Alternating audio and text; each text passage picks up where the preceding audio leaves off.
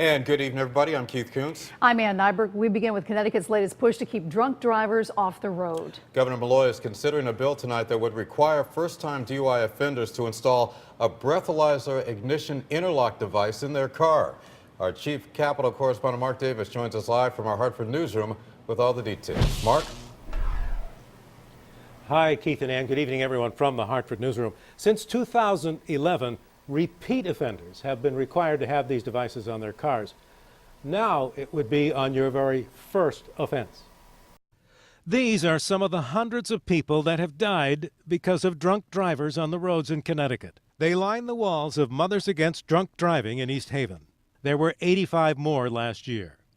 The Centers for Disease Control says that prior to their first arrest, many drunk drivers have been drunk driving as many as 80 times.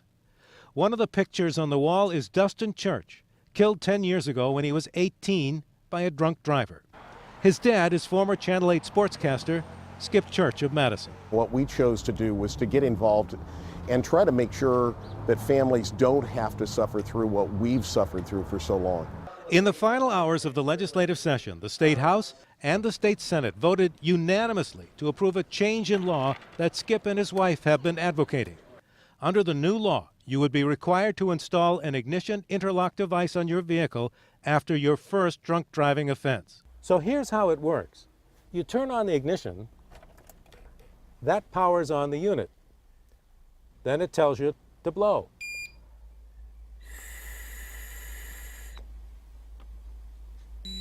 It measures and gives you the okay. If you fail, can't start the car.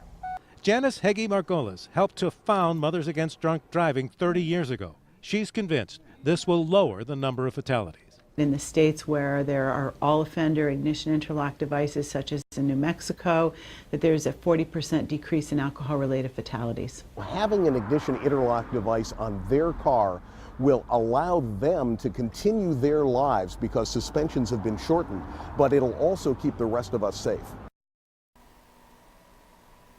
Now, Mothers Against Drunk Driving says they've been assured that Governor Malloy will sign this. His legal department says they are still studying it to see the final version that was passed. Again, it was unanimous in both the House and Senate.